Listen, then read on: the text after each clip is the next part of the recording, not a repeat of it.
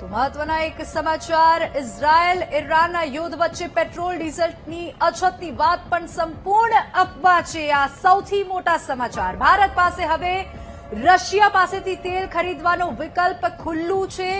ઈરાને જે હોર્મુઝ સ્ટ્રેટ બંધ કર્યો છે, તદુપરાંત રશિયા પાસેથી પણ ભારત તેલ ખરીદી શકે છે। અમેરિકાએ જે આ યુદ્ધ લાંબા ચલાવવાની વાત કરી ત્યારબાદ 30 દિવસ સુધી ભારત રશિયા પાસેથી તેલ ખરીદી શકે છે। ગુજરાત સહિત ઇંધણની અછતની શક્યતા નહીવત છે। ભારત સરકારની આ સ્પષ્ટતા કરવામાં આવી છે। રશિયાએ ભારતને કુલ વેપારનો 40% જથ્થો સપ્લાય કરવા તૈયાર છે। આ સૌથી મોટા સમાચાર અત્યારે પ્રાપ્ત થઈ રહ્યા છે। યુદ્ધના કારણે રશિયાના અનેક જહાજો ભારતીય જળસીમાની નજીક જોવા મળ્યા અને રશિયાના ફસાયેલા તેલના જહાજો ભારતને આપવા રશિયાએ ઓફર પણ આપી છે અને રશિયા ખાસા ટાઈમથી આ ઓફર આપવા તૈયાર છે અને હાલની સ્થિતિએ ઇંધણની કોઈ અછત નથી।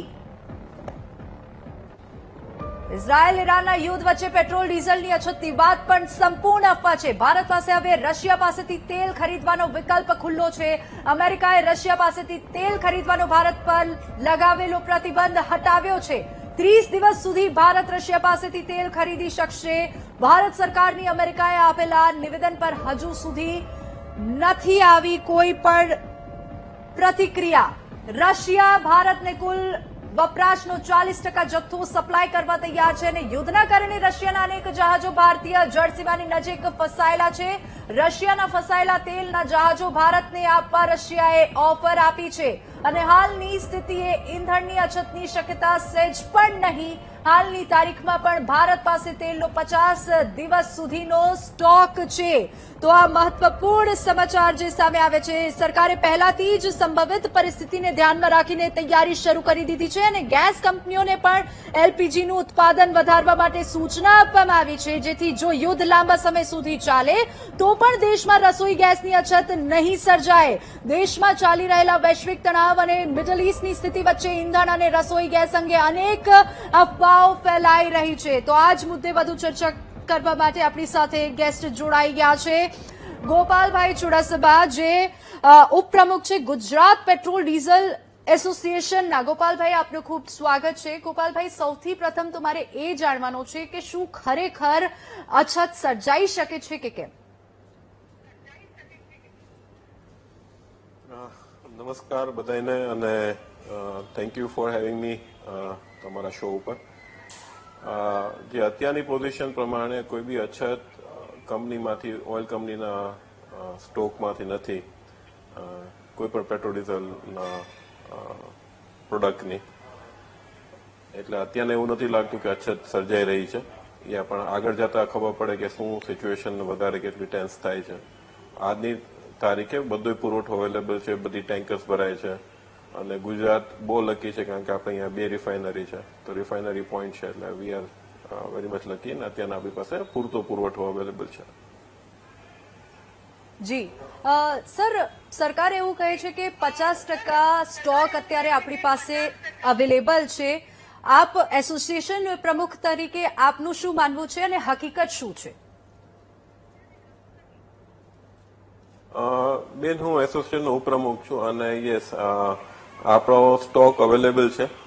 સરકાર પાસે સાચા ફિગર હોય, મારી પાસે નેશનલ લેવલના ફિગર્સ ન હોઈ શકે, પણ યસ, પુરવઠો અવેલેબલ છે। અત્યારના ખોટા ઇન્સ્ટાગ્રામની રીલ્સ કે કોઈ પણ વોટ્સએપ મેસેજને ફોલો ન કરવો જોઈએ। આપ બી સમજી શકો છો કે 3 ગામમાં 3 આઉટલેટ હોય નાના ગામડાઓમાં, અને એમાં એક ગામડામાં બધા 200-200 લીટરના બેરલ ભરવા માંડે તો એક પંપ બંધ થઈ જાય, ખાલી થઈ જાય, અને જ્યાં સુધી બીજો માલ ન આવે ત્યાં સુધી એવું લાગે કે પંપ બંધ છે, એટલે પછી બીજા પંપ ઉપર એટલો ઘસારો થાય પબ્લિકનો, એટલે એને કારણે એવું લાગે કે અછત જેવું છે, પણ સાચે અછત નથી। વ્હીકલ્સ બધી ડેપોથી મારા સાના બી વાત થઈ, બધા વ્હીકલ ભરાઈ રહી છે અને સારો એવો માલ અત્યારના અવેલેબલ છે બધી રિફાઇનરીમાં। જી જી, બિલકુલ સર, આપ અમારી સાથે જોડાયા તે બદલ ખૂબ ખૂબ આભાર। તો વિનાશક યુદ્ધની પરિસ્થિતિ વચ્ચે ઉદ્યોગો પર કેવી અસર પડી રહી છે તેના પર ચર્ચા કરીશું।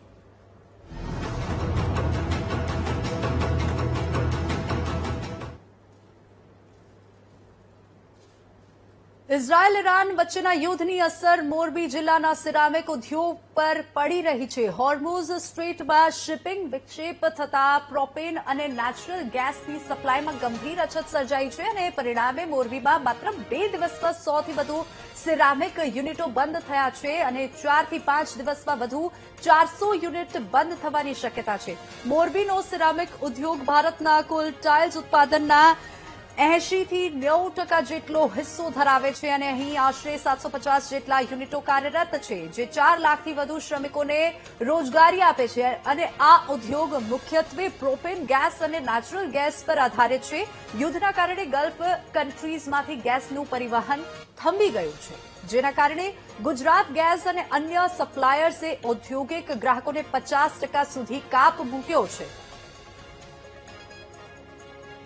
યુદ્ધની પરિસ્થિતિ નિર્માણ થઈ એ દરમિયાન અંદાજે 101 યુનિટ જે છે આજની તારીખમાં બંધ થઈ ગયા છે અને આવનારા દિવસોમાં જો પ્રોપેન સપ્લાયનું કોઈ પ્લાનિંગ નહીં થાય અને જો નવી કોઈ સપ્લાય નહીં મળે તો આવનારા દિવસોમાં વધીને 4 થી 5 દિવસમાં કે 8 દિવસની અંદર બીજા 400 યુનિટો બંધ થવાની સંભાવનાઓ છે. ગુજરાત ગેસમાં જે યુનિટો ચાલે છે એ ગુજરાત ગેસવાળાને પાસે 50% જે વાપરવા માટેની જે પરમિશન આપેલી છે એ મુજબ અમે અંદાજ લગાવી શકીએ કે 18 થી 20 તારીખ સુધીમાં ગુજરાત ગેસ યુઝર્સ જેટલા હતા એ પણ બંધ થવાની શક્યતાઓ દેખાઈ રહી છે. ડિમાન્ડમાં વાત કરીએ તો અત્યારે એક્સપોર્ટની અંદર જે એક્સપોર્ટ થતું હતું જેમાં ખાસ કરીને જીસીસી કન્ટ્રીમાં એ જીસીસી કન્ટ્રીનું એક્સપોર્ટ તો અત્યારે સદંતર ઊભું છે, પણ બીજા જે કન્ટ્રીમાં એક્સપોર્ટ થતું હતું કે જે જીસીસી ગલ્ફ ખાડીમાં થઈને જે વેસલો જતા હતા એમાં પણ એક્સપોર્ટમાં અસર દેખાઈ રહી છે. તો ખાડી દેશમાં શરૂ થયેલા યુદ્ધની અસર મોરબીના ઉદ્યોગો પર પણ પડી રહી છે અને મોરબીમાં સિરામિક ઉદ્યોગ પછી હવે પેપર મિલ ઉદ્યોગ પર પણ યુદ્ધની ગંભીર અસર દેખાઈ રહી છે. વેસ્ટ પેપરના ઇમ્પોર્ટમાં અડચણ, કન્ટેનર ભાડામાં વધારો અને કોલસાના ભાવમાં તેજી આવતા પેપર મિલ બંધ કરવા જેવી સ્થિતિનું નિર્માણ થયું છે અને મોરબીમાં પેપર ઉદ્યોગ માટે મોટાભાગે ઇમ્પોર્ટ કરાયેલા વેસ્ટ પેપરનો ઉપયોગ થાય છે, પરંતુ અત્યારે યુદ્ધના કારણે દરિયાઈ માર્ગે આવતા વેસ્ટ પેપરના જહાજો આવવાના બંધ થઈ ગયા છે, જેના કારણે પેપર મિલોને કાચા માલ મેળવવામાં મુશ્કેલી પડી રહી છે અને અગાઉ જે વેસ્ટ પેપરનું કન્ટેનર $3,600 ભાવે મળતું હતું તે હવે વધીને $5,600 સુધી પહોંચી ગયું છે. અત્યારે જે યુદ્ધની પરિસ્થિતિ સર્જાણી છે એના કારણે મોરબીમાં પેપર ઇન્ડસ્ટ્રીઝમાં ઘણી જ અસર થાય છે, કારણ કે પેલા તો જેવી રીતે સિરામિકમાં ગેસ નહીં મળે એટલે સિરામિક ઇન્ડસ્ટ્રીઝ બધી બંધ થશે. અમારું આશરે 60% પ્રોડક્શન છે એનું કન્ઝપ્શન બધું સિરામિક આઈને જોડાયેલું છે, એટલે જો સિરામિક બંધ થશે તો પેપર મિલ પર ફરજિયાત બંધ કરવી પડશે એમાં. ને બીજું સેકન્ડ નંબરની અંદર જે અમારે અત્યારે વધારે પડતું 70% ઇમ્પોર્ટ વેસ્ટ હોય છે, જે આ વેસ્ટ આવે છે એ બધું ઇમ્પોર્ટ કરીએ છીએ, તો તેમાં પણ કન્ટેનરના ભાડા વધી ગયા છે, એના કારણે નવા માલ આવવાની શક્યતા રહેશે નહીં ને એક્સપોર્ટમાં પણ આ જ તકલીફ ઊભી થઈ રહી છે.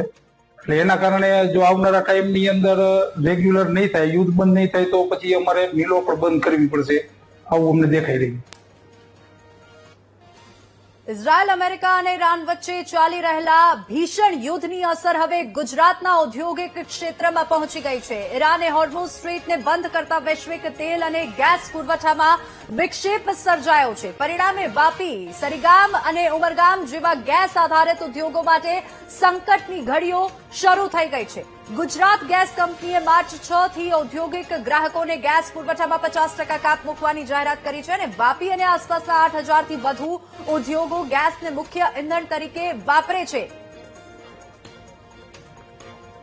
જીએસપીસી નો સર્ક્યુલર આવ્યો છે એમાં એ લોકોએ ક્લિયરલી જણાવ્યું છે કે જે નોન એમજીઓ વાળા હશે એ લોકોને જરા પણ ગેસનો સપ્લાય નહીં મળી શકે અને જે એમજીઓ વાળા છે એ લોકોને 50% જ ફક્ત મળશે, જે એમના એવરેજ લાસ્ટ 30 દિવસના કન્ઝમ્પશન હશે એના પર. હવે ગુજરાત જુઓ તો ફ્યુલ માટે ઘણા આગળ નીકળી ગયું છે, એટલે જે બીજા ફ્યુલ હતા બધા કોલસો હતો કે બધું હતું એનાથી લગભગ ગુજરાત મુક્ત થઈ ગયું છે અને એટલે જ આપણું વાતાવરણ ગુજરાતનું બહુ સુંદર થઈ ગયેલું હતું. પણ આ પરિસ્થિતિને જોતા કે આખી ઇન્ડસ્ટ્રીઝ બધી મેજોરિટી ગેસ પર જે ડિપેન્ડ થઈ છે અને જો 50% ગેસનો સપ્લાય મળે તો ઇન્ડસ્ટ્રીનું પ્રોડક્શન 50% થી પણ ઓછું થઈ જશે. સડનલી ગુજરાત ગેસ જેવી કંપનીએ ગઈકાલે ફોર્સ મેજરના હિસાબે એક પરિપત્ર દ્વારા બધાને જાણ કરવામાં આવી કે અમારું પ્રોડક્શનની તમે લગભગ જે ડિમાન્ડ તમે જેટલું કન્ઝમ્પશન કરો છો એમાં 50% તમે યુઝ કરી શકો. હવે ખાસ કરીને વાપીમાં, સાઉથ ગુજરાતમાં જેમ સુરત છે, મોરબી છે અને વાપી, તો વાપીમાં આની અસર લગભગ 50 થી 60 જેટલી ઇન્ડસ્ટ્રીઝ આની સફર કરી શકે છે, કેમિકલ ઇન્ડસ્ટ્રીઝ, અને જે કન્ટિન્યુઅસ પ્રોસેસમાં છે. ફક્ત વાપી જ નહીં પણ ગુજરાતના બધા જ ઉદ્યોગો ક્લીન ફ્યુલ ટેકનોલોજી ઉપર ગયા છે, જેથી કરીને ગેસનું પોતાનું પ્રોડક્શન, જે ગેસ ગુજરાત ગેસ તરફથી અમને મળવામાં આવે છે, જે અમારા ઉત્પાદનના ભાગરૂપે અમે વાપરીએ છીએ, એમાં અમે વાપરતા હોઈએ છીએ.